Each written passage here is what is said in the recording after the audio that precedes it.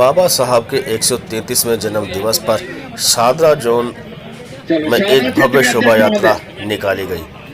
आप भी मोमबत्ती जलाएं सर। जिसके संस्थापक और the Buddhist society of India के प्रेसिडेंट CS भंडारी जी वहां पर विशिष्ट अतिथि के रूप में मौजूद थे।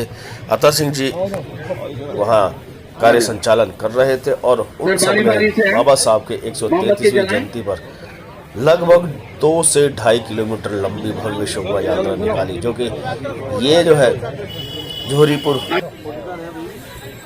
सादरा लोनी उसके अलावा सादरा जोन के जितने भी क्षेत्र थे उनमें सब में इस शोभा यात्रा के माध्यम से ये अवगत कराने की कोशिश की गई कि जिस प्रकार से बाबा साहब ने अपने जीवन काल में संघर्षों और अपने जगह पर झेलते हुए अपने समाज व सर्व समाज के लिए जो कार्य किए, शिक्षा प्राप्त की, जौहरीपुर से महेंद्र गौतम जी आ चुके हैं, जो बात कही, उसके साथ साथ अंतिम समय में बौद्ध धर्म की दीक्षा लेने की जो बात कही, क्योंकि हमारा जो भारत देश है वो पहले भी बुद्धिस्ट था और आज भी लोग जब बाहर विदेशों में जाते हैं तो कहते हैं कि हम बुद्ध की धरती से आए हैं। आपने कई सारे वीडियो इस तरीके से देखे होंगे और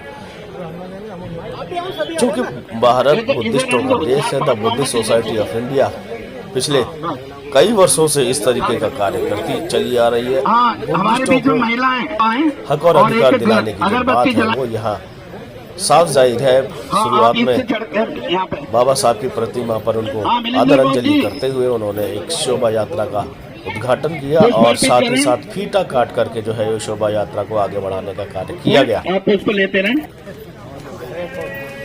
CS भंडारी द्वारा ये उद्घाटन समारोह कराया गया और आप देखेंगे कि यहाँ पर भारी संख्या के अंदर झांकियाँ जो कि आपको दिखाई जाएंगी वो मौजूद थीं और लगातार अपना 133वें बाबा साहब के जन्मोत्सव को, क्योंकि भारतवर्ष ही नहीं पूरा विश्व जो है बाबा साहब अम्बेडकर के इस जन्मोत्सव को मना रहा है। यहाँ तक कि अमेरिका ने घोषित कर दिया है 14 अप्रैल शिक्षा दिवस।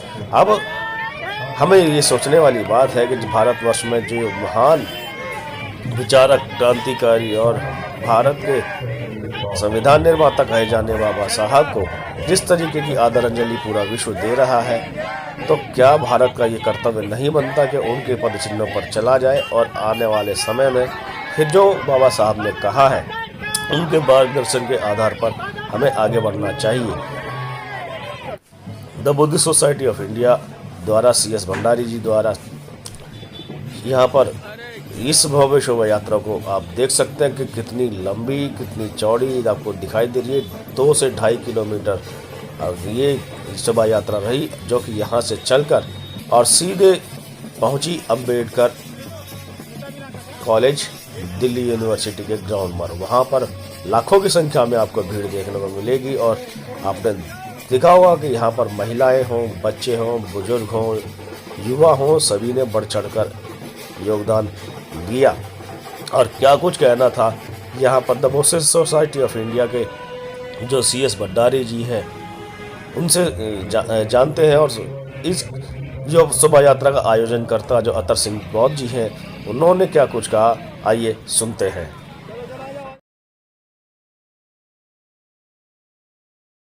33वें जन्म दिवस पर मेरे साथ ओम प्रकाश बौद्ध जी हैं जो सादरा जोन भारतीय बौद्ध महासभा के अध्यक्ष हैं। साथ में बौद्धाचार्य अतर सिंह जी हैं जो महासचिव हैं। इस पूरी सादरा जोन की टीम का मैं धन्यवाद अदा करूंगा। हजारों की संख्या में लोग यहाँ मौजूद थे और लाखों की संख्या में लोग सड़कों पर थे, रैलियों में वो घूम रहे थे, शोभा यात्राओं में। बाबू जी कहाँ से लाते हैं इस उम्र में पिता?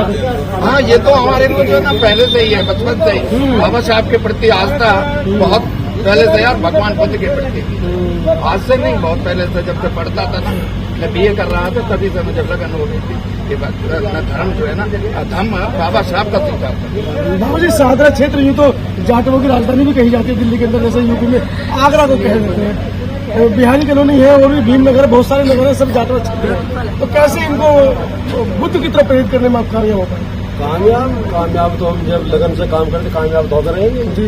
लगन से काम ही नहीं है, कामयाब कहाँ से होंगे? उनका पूरी ताकत लोगों को समझाते हैं, उन्हें घर जाते हैं, प्रचार प्रसार करते हैं, धर्म के बारे में बताते हैं, अपनी विशाल रैली के बारे में बताते हैं कि आप सभी को सहयोग है। तो जब हम साथ निकलेंगे, अपनी हिम्मत से जो हाथ चलेंगे, सभी को जगाएंगे तो हमारे साथ हो जाएंगे लोग। अतर सिंह जी, क्या उपलब्धियां आपको लगता है कि इन चार दशकों में आपने हासिल की है? हमारे यहाँ पे जो है हमारे दिल्ली प्रदेश के जो अध्यक्ष हैं जी, आदरणीय श्रद्धेय भंडारी जी, CS भंडारी जी, उनके सानिध्य में जो है ना हमारी पूरी टीम काम कर रही है। हम हर साल अर्थात जो है भंडारी जी हर साल जो है श्रामणीर शिविर लगाते हैं और 10 दिन का शिविर लगता है और वहाँ पर हम लोग जो है पढ़ाने का, हमारे जैसे बहुत सारे लोग जो है वहाँ पर पढ़ाने का काम करते हैं सर, और धर्म को आगे बढ़ाने का काम करते हैं। क्या आज के इस दिन पर संदेश दे पाने में कामयाब हो पाए आप? हम तो कामयाब, हमेशा कामयाब रहते हैं और आज भी कामयाब होगा और आगे भी कामयाब होगा। संदेश? हाँ, संदेश हमने पूरा संदेश दिया है और पब्लिक में से जाकर भी जाएगी और जाएगी, आगे भी जाते रहे और आज भी जा रही है। तो ये पूरी टीम है जो अपने बाबा साहब का संदेश दिया है, हम आज से नहीं है, 50 साल से लगभग बाबा साहब के मिशन को आगे बढ़ा रहे हैं। हमने गाँव में भी आगे बढ़ाया, यहाँ भी आगे बढ़ा रहे हैं, जहाँ हम रहते हैं वहाँ भी आगे बढ़ाया है। तो जो हमारा संदेश पब्लिक में जा रहा है वो सब हमें साथ पीछे रहे और उसके लिए बहुत बहुत धन्यवाद है हमारा लोगों का जो हमें इतना साथ दे रहे हैं। तो ये पूरी 40 साल से ये शोभा यात्रा निकाली जा रही है। 40 साल इसको हो गए और इस शोभा यात्रा में लगातार वृद्धि हो रही है। जब आज इसका शुभारंभ था तो बहुत अधिक भीड़ थी और सारे शहर मार्केट में होते हुए ये हमारी शोभा यात्रा निकली। बाबा साहब डॉक्टर BR अम्बेडकर 133वीं जन्म दिवस का जिस पर ये शोभा यात्रा का आयोजन किया गया। 40 सालों में जब आपने दिल्ली के अंदर इस काम को शुरू किया, वोट बनाने का कार्यक्रम शुरू किया, बाबा साहब के रास्ते को चलने को शुरू किया, इन 40 सालों में क्या उपलब्धि हासिल हुई? देखिए, अब 40 साल से पहले जब हमने ये शोभा का शुभारंभ किया था तो उस समय आदमी भले ही कम होते हों लेकिन सशक्त आदमी होते थे, ईमानदार आदमी होते थे और बहुत मेहनती आदमी होते थे। आज अगर हम उसकी तुलना करते हैं, आदमी तो बहुत हैं, भीड़ बहुत इकट्ठी होती है, लेकिन बाबा साहब जय भीम तक ही सीमित है।